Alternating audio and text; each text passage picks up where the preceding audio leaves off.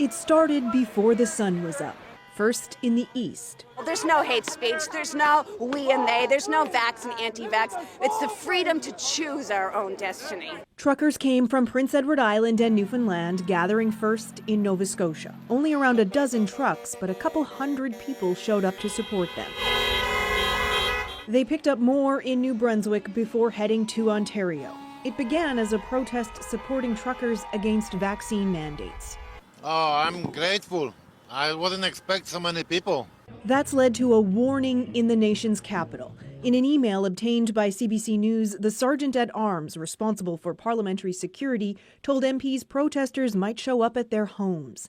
This is known as doxing, a process of finding and publishing personal information about a particular individual on the internet, usually with malicious intent, he wrote. Everybody has their own reasons why they're here, whether it's, to get rid of mandates, whether it's for freedom, whatever it is. The Canadian Trucking Alliance says it is opposed to the convoy, but support is growing across the country and online. $6 million and counting has been raised. GoFundMe was holding it back until organizers could produce a plan, but today released $1 million to cover fuel costs. So it's awesome. By God, it's bringing a lot of people together. Unity is what we need in this country. Ottawa police say they are preparing, but they don't know how many protesters might show up or how long they might stay. Saturday, until everyone leaves there, I'll be there. I'm stacked. I have everything there. I got food, I got water, and I'm going to wait it out. Demanding the federal government reverse the vaccine mandate. The government says it will not back down. Kayla Hounsell, CBC News, Halifax. The convoy is attracting supporters with a wide range of views, some more extreme than others, including some Americans with massive platforms. Katie Nicholson has that part of the story. It may have started with some truckers upset by the cross-border vaccine mandate,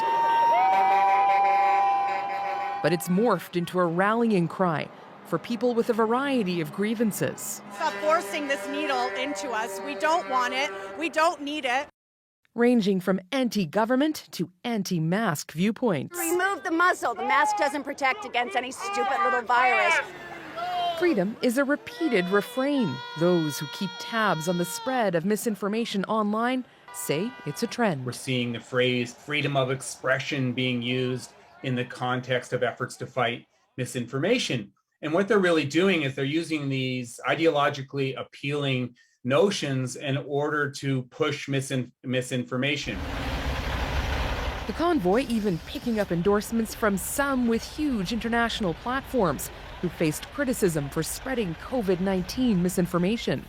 Like Elon Musk tweeting, "Canadian truckers rule," and podcaster Joe Rogan. It's a giant convoy of trucks that's apparently some insane amount of people, like 50,000 trucks.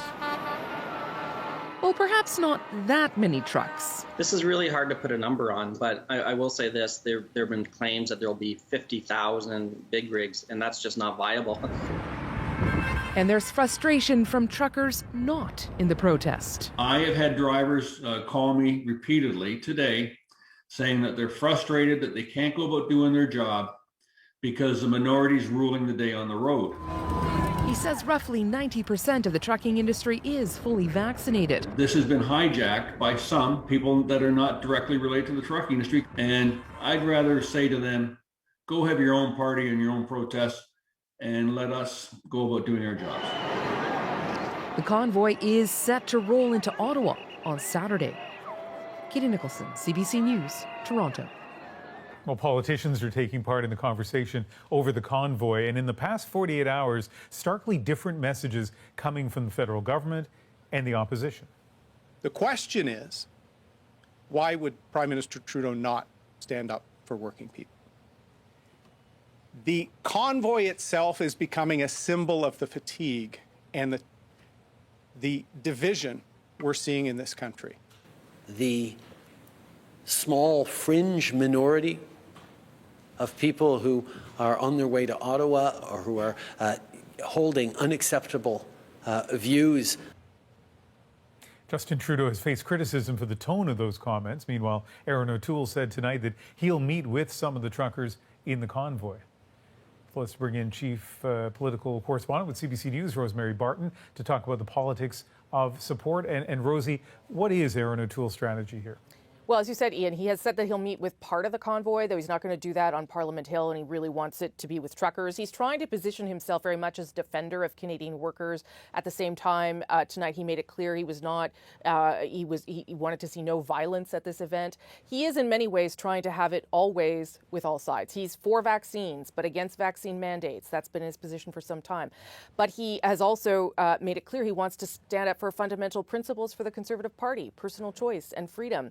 But as he calls for politicians to take down the temperature, he then has members of his own caucus using really inflammatory language about this issue, calling it a vaccine vendetta. The former leader, Andrew Scheer, saying Justin Trudeau's the, quote, the biggest threat to freedom in Canada. So a lot of what is happening here with Aaron O'Toole has a lot to do with growing calls for his leadership review, too.